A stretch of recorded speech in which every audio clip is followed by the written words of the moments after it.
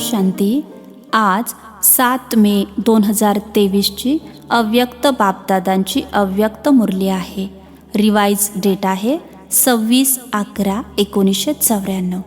आजच्या मुरलीचे शीर्षक आहे परमात्म पालना आणि परिवर्तन शक्तीचे प्रत्यक्ष स्वरूप, सहजयोगी जीवन.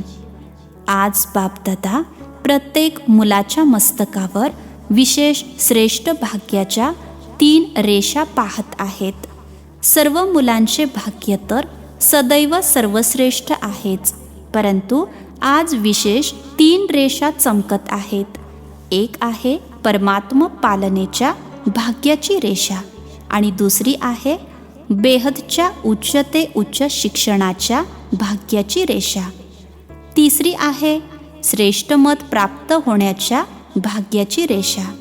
भले लौकिक असो नाही तर अलौकिक, प्रत्येकाला या जीवनामध्ये या 3 प्राप्त्या होतातच.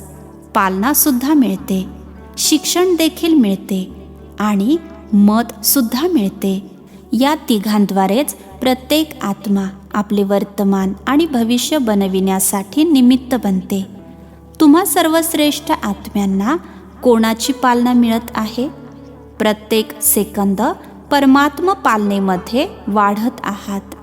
जसे परम आत्मा उच्च ते उच्च आहेत, तर परमात्म पालनासुद्धा किती श्रेष्ठ आहे.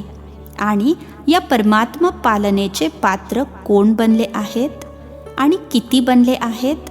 साऱ्या विश्वातील आत्मे त्यांना पिता म्हणतात, परंतु पालना आणि शिक्षणाच्या पात्र बनत नाहीत. आणि तुम्ही किती थोडेसे आत्मे या भाग्याचे पात्र बनता. साऱ्या कल्पामध्ये हाच थोडासा वेळ परमात्म पालना मिळते. दैवी पालना, मानवाकडून पालना, ती तर अनेक जन्म मिळते, परंतु ही श्रेष्ठ पालना आत्ता नाही तर कधीच नाही. अशा श्रेष्ठ भाग्याची श्रेष्ठ रेषा सदैव आपल्या मस्तकामध्ये चमकताना अनुभव करता का? कोणतीही प्राप्ती सदैव करू इच्छिता की कधी कधी करू इच्छिता? तर प्राप्तीचा पुरुषार्थ देखील सदैव पाहिजे की कधी कधीचा पाहिजे? आणि नेहमी तीव्र पाहिजे की कधी साधारण, कधी तीव्र? प्रॅक्टिकलमध्ये काय आहे? इच्छा आणि प्रॅक्टिकल यामध्ये फरक होतो ना. विचार तर खूप करता, परंतु लक्षात कमी ठेवता. विचार करणारे स्वरूप बनायचे आहे की स्मृती स्वरूप बनायचे आहे? स्मृती स्वरूप बनणारे आहात ना. तर एक जरी गोष्ट स्मृतीमध्ये ठेवाल की अमृत वेळेला तुम्हाला उठविणारा कोण? बाबांचे प्रेम उठवते. दिवसाची सुरुवात किती श्रेष्ठ आहे. आणि स्वयं बाबा मिलन साजरे करण्यासाठी बोलावतात. रूहरिहान अर्थात आत्मिक संवाद करतात, शक्ती भरतात. तर प्रत्येक दिवसाचा आधी किती श्रेष्ठ आहे. बाबांवरील प्रेमाने उठता की कधी कधी मजबुरीने उठता? खरे तर प्रेमाची गाणी तुम्हाला उठवितात. अमृत वेळेपासून बाबा किती स्नेहाने बोलावतात, उठवतात. गोड मुलांनो, प्रिय मुलांनो, माझ्याजवळ या. तर ज्याचा आदी इतका श्रेष्ठ आहे, तर मध्य आणि अंत कसा असेल? श्रेष्ठच असेल ना. बापदादा बघत होते की वर्तमान समय मुलांना पालनेचे भाग्य किती प्राप्त आहे. जेवढे प्राप्त आहे तेवढा फायदा उठवता का? स्वप्नात संकल्प मात्र देखील नव्हते की एवढ्या मोठ्या भाग्याचे पात्र बनू. विचारांच्याही पलीकडचे होते, परंतु मिळाले किती सहज. बाबांच्या प्रेमाच्या पालनेचे प्रॅक्टिकल स्वरूपच आहे सहज योगी जीवन. ज्याच्यावर प्रेम असते त्याच्या बाबतीत कठीण परिस्थिती किंवा कोणतीही कठीण गोष्ट बघवत ऐकवत देखील नाही. तर बाबांनी देखील कठीण गोष्टीला सोपे बनविले ना. नेहमीच सहज आहे, तर पुरुषार्थाची गती नेहमीच तीव्र असावी. आज खूप चांगला पुरुषार्थ आहे आणि उद्या थोडी टक्केवारी कमी झाली तर मग नेहमीच सहज म्हणणार. नेहमी कठीण कोण बनवते? स्वतःच बनवताना. कारण काय आहे? विचार करण्याची सवय तर आहे, परंतु स्मृती स्वरूपाचे संस्कार कधी इमर्ज ठेवता, कधी मर्ज होतात. कारण स्मृती स्वरूप समर्थ स्वरूप. विचार करणे हे समर्थी स्वरूप नाहीये. स्मृती असणे म्हणजे समर्थी आहे. विस्मृतीमध्ये का येता? सवयीमुळे मजबूर होता. जर मजबूत नसाल तर मजबूर व्हाल. जिथे मजबूत आहे तिथे मजबुरी नसते. जेव्हा ओरिजिनल सवय विस्मृतीची नाही आहे. आदीमध्ये स्मृती स्वरूप प्रारब्ध प्राप्त करणारे देवात्मे आहात. योग लावण्याचा पुरुषार्थ करत नाही, परंतु स्मृती स्वरूपाचे प्रारब्ध प्राप्त करता. तर आदीमध्ये सुद्धा स्मृती स्वरूपचे प्रत्यक्ष जीवन आहे. आणि अनादी आत्मा जेव्हा तुम्ही परमधाममधून आलात तेव्हा तुम्हा विशेष आत्म्याचे संस्कार आपणहूनच स्मृती स्वरूप आहेत. आणि अंतामध्ये संगमावर देखील स्मृती स्वरूप बनताना. तर अनादी, आदी आणि अंत तिन्ही काळ स्मृती स्वरूप आहेत. विस्मृती तर मधल्या काळात आले. तर आदी अनादी स्वरूप सोपे असले पाहिजे की मध्य काळातील स्वरूप? विचार करता की हो, मी आत्मा आहे, परंतु स्मृती स्वरूप होऊन चालणे, बोलणे, बघणे यामध्ये फरक पडतो. तर हे स्मृतीमध्ये ठेवा की आम्ही परमात्मा पालनेचे अधिकारी आत्मे आहोत. बापदादा चार्ट चेक करतात तेव्हा रेषा कधी वरती कधी खाली होते, कधी कोणता डाग असतो, कधी जीवनाच्या कागदावर कोणता डाग नसतो देखील. आणि काही वेळा डागच डाग, एकाच्या मागे दुसरा, दुसऱ्याच्या मागे तिसरा डागच दृष्टीला पडतात. का? एक तर चूक होते, परंतु चूक झाल्यानंतर सुद्धा त्या चुकीविषयीच विचार करत राहता. का, काय, कसे, असे नाही तसे. कोणत्याही बाजूने त्या गोष्टीला सोडत नाही. ती गोष्ट तुम्हाला सोडून निघूनही जाते, परंतु तुम्ही त्या गोष्टीला सोडत नाही. जितका वेळ विचार स्वरूप बनता, यथार्थ स्मृती स्वरूप बनत नाही, तर डागावर डाग लागत जातात. पेपर कमी वेळेचा असतो, परंतु व्यर्थ विचार करण्याच्या संस्कारामुळे पेपरचा वेळ वाढवता. सेकंद पूर्ण झाला आणि निर्विकल्प स्थिती बनली असा संस्कार इमर्ज करा. निर्विकल्प बनायला येते ना? आपल्या श्रेष्ठ भाग्याला स्मृतीमध्ये आणून सदैव हर्षित राहा. आपल्या परमात्मा पालनेला नेहमी वारंवार स्मृतीमध्ये आणा. ऐकायला देखील येते, विचार करायला सुद्धा येते, परंतु फरक काय होतो? बापदादा मुलांचा खेळ बघत असतात. पूर्ण दिवसभरामध्ये काय काय खेळ करता ते रात्री चेक करताना. मायेची खेळणी खूप आकर्षित करणारी आहेत. मग त्या खेळण्यांबरोबर खेळायला लागता. सुरुवातीला तर अतिशय प्रेमाने माया खेळवते आणि खेळवता खेळवता जेव्हा हरवून टाकते तेव्हा शुद्धीवर येता. बहुतेकांमध्ये एका विशेष शक्तीची कमतरता दिसून येते. कधी खूप चांगले चालता, कधी उडता, पुढे जाता, परंतु नंतर मग खाली का येता? याचे विशेष कारण काय आहे? परिवर्तन शक्ती कमजोर आहे. समजता देखील की हे योग्य नाही आहे, परंतु परिवर्तित होण्याची कमतरता आहे. ब्राह्मण जीवनामध्ये परिवर्तित झालात. आता कोणी म्हणेल का की मी ब्राह्मण नाही आहे? सर्वजण आपल्याला बीके म्हणून लिहिताना मी ब्राह्मण आहे असे समजताना. ब्राह्मण जीवनामध्ये ज्या परीक्षा येतात त्यामध्ये परिवर्तन करण्याची शक्ती आवश्यक असते. जेव्हा व्यर्थ संकल्प चालतात तेव्हा समजता देखील की हे व्यर्थ आहे, परंतु व्यर्थ संकल्पांचा वेग इतका तीव्र असतो जो आपल्याकडे खेचत नेतो. जसे नदीचा अथवा सागराचा खूप फोर्स असतो तेव्हा कितीही आपल्याला थांबवण्याचा प्रयत्न करतात, परंतु तरीही वाहत जातात. समजतासुद्धा, विचारसुद्धा करता की हे योग्य नाही आहे, याने नुकसान होईल, तरीही प्रवाहामध्ये वाहून जाता. याचे कारण काय? परिवर्तन शक्तीची कमी. पहिले विशेष परिवर्तन आहे स्वरूपाचे परिवर्तन. मी शरीर नाही, परंतु आत्मा आहे. हे स्वरूपाचे परिवर्तन आहे. हे पहिले परिवर्तन आहे.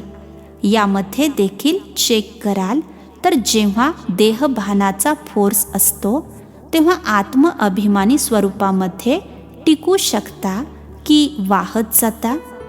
जर सेकंदामध्ये परिवर्तन शक्ती कामाला आली तर किती वेळ आणि संकल्प वाचतात, वेस्टमधून बेस्टमध्ये जमा होतात.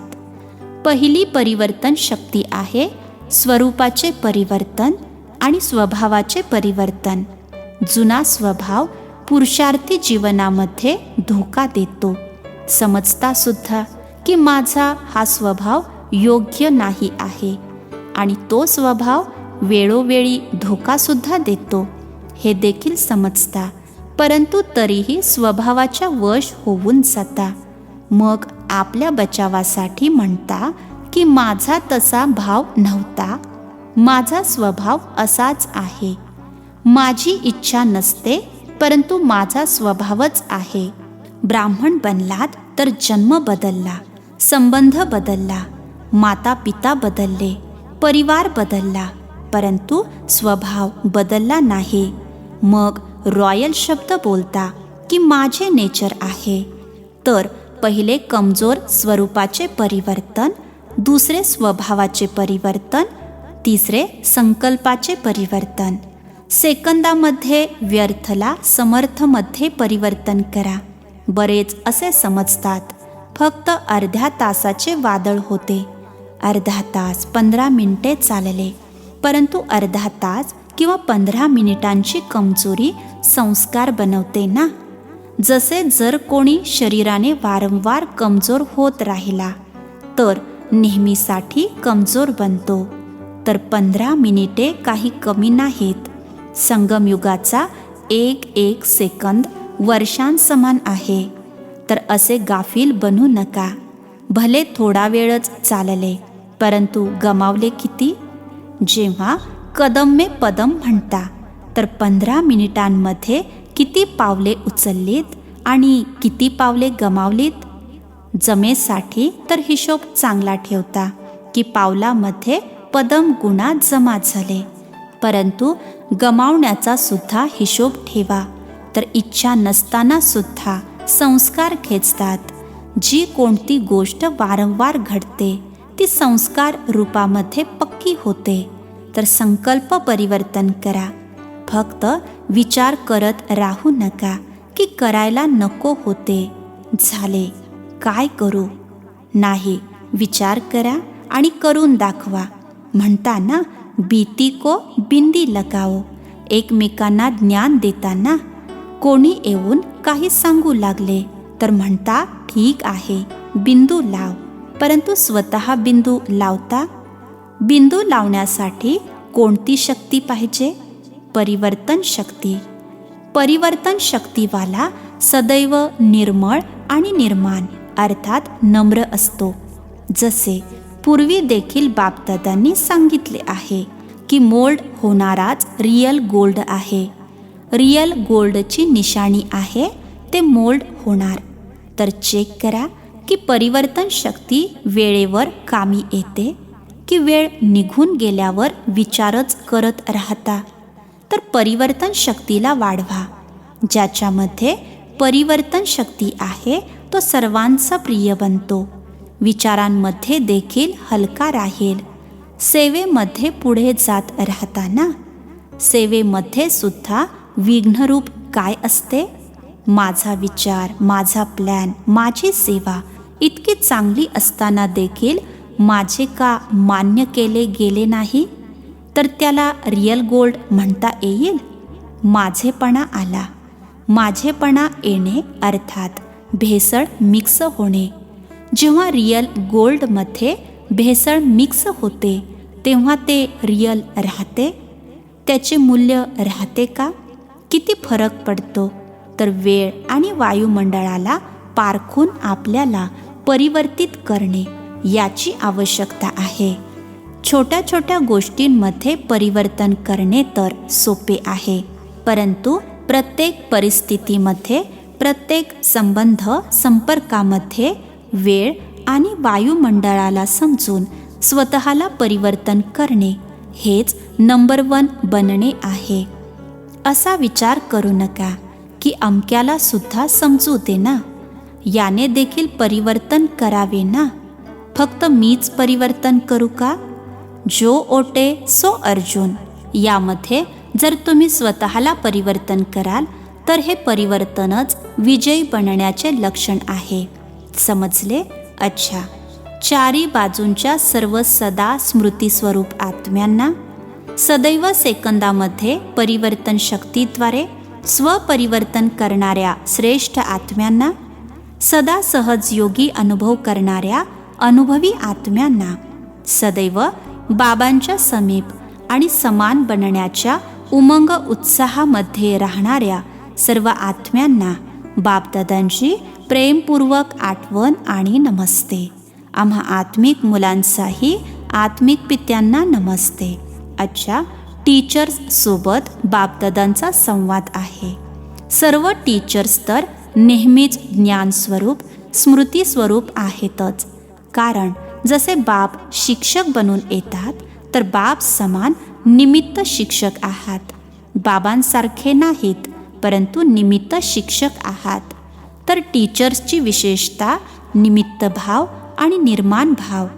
यशस्वी शिक्षिका तीच बनते जिचा स्वभाव निर्मळ असतो. आता निर्मळ स्वभावावर विशेष अंडरलाईन करा. काहीही होवो, परंतु आपला स्वभाव सदैव निर्मळ राहावा. हाच निर्मळ स्वभाव निर्माणतेचे लक्षण आहे. तर अंडरलाईन करा निर्मळ स्वभाव. अतिशय शीतल. शीतलतेचे गायन शीतला देवी आहे. तर निर्मळ स्वभाव अर्थात शीतल स्वभाव. गोष्ट आवेश आणणारी असेल, परंतु तुम्ही निर्मळ रहा, तेव्हा म्हणणार यशस्वी शिक्षिका. तर बापदादा पुन्हा एकदा अंडरलाईन करवत आहेत. कशावर? निर्मळ स्वभाव. समजले? अच्छा. पहिला प्रश्न आहे, सर्वात मोठा खजिना कोणता आहे ज्याच्यामुळे ज्ञान आणि योगची पारख होते? उत्तर आहे, सर्वात मोठा खजिना आहे खुशी. भले कितीही ज्ञान असो, योग असो, परंतु खुशीची प्राप्ती नसेल तर ज्ञान बरोबर नाही आहे. कोणतीही परिस्थिती येऊ देत, खुशी गायब होऊ शकत नाही. अविनाशी बाबांचा अविनाशी खजिना मिळाला आहे, त्यामुळे खुशी कधीही गायब होऊ शकत नाही. योग लावतात, परंतु खुशी होत नसेल तर तो योग बरोबर नाही. तुमची खुशी पाहून दुसरे तुम्हाला विचारतील की तुम्हाला असे काय मिळाले आहे? हेच ज्ञान आणि योगच्या प्रत्यक्षतेचे साधन आहे. दुसरा प्रश्न आहे, कोणत्या लगनच्या अर्थात प्रेमाच्या आधारे विघ्नांची समाप्ती आपोआपच होते? उत्तर आहे, एक बाप दुसरा नकोई. याच प्रेमामध्ये मग्न रहा, तर विघ्न टिकू शकणार नाही. विघ्न आहे म्हणजे प्रेम नाही आहे. विघ्न भले येईल, परंतु त्याचा प्रभाव पडता कामा नये. जेव्हा स्वतः प्रभावशाली आत्मा बनता तेव्हा कोणाचाही प्रभाव पडू शकत नाही. जसे सूर्याला कोणीही कितीही लपवेल तरीही लपू शकत नाही, सदैव चमकत राहतो. अशाच प्रकारे प्रभावशाली आत्म्यांना कोणताही प्रभाव आपल्याकडे आकर्षित करू शकत नाही. तर नेहमी एक बाप दुसरा नकोई याच प्रेमामध्ये मग्न राहणारे हाच विशेष संगम युगाचा अनुभव आहे. अच्छा, आजचे वरदान आहे, स्नेहाच्या लिफ्टद्वारे उडत्या कलेचा अनुभव करणारे अविनाशी स्नेही भव. स्नेहाच्या लिफ्टद्वारे उडत्या कलेचा अनुभव करणारे अविनाशी स्नेही भव. विस्तार आहे, मेहनतीपासून मुक्त होण्यासाठी बाबांचे स्नेही बना. हा अविनाशी स्नेहच अविनाशी लिफ्ट बनून उडत्या कलेचा अनुभव करवितो. परंतु जर स्नेहामध्ये निष्काळजीपणा असेल तर बाबांकडून करंट मिळत नाही आणि लिफ्ट काम करत नाही. जसे लाईट बंद झाल्याने, कनेक्शन तुटल्यामुळे लिफ्टद्वारे सुखाची अनुभूती करू शकत नाही, तसेच जर स्नेह कमी असेल तर मेहनतीचा अनुभव होतो. म्हणून अविनाशी स्नेही बना. आजचे स्लोगन आहे, शुभ संकल्प आणि दिव्य बुद्धीच्या यंत्राद्वारे तीव्र गतीने उडत रहा. शुभ संकल्प आणि दिव्य बुद्धीच्या यंत्राद्वारे तीव्र गतीने उडत रहा. अच्छा, ओम शांती. नवनवीन मराठी व्हिडिओज प्राप्त करण्यासाठी सबस्क्राईब करा मराठी गॉडलीवूड चॅनलला.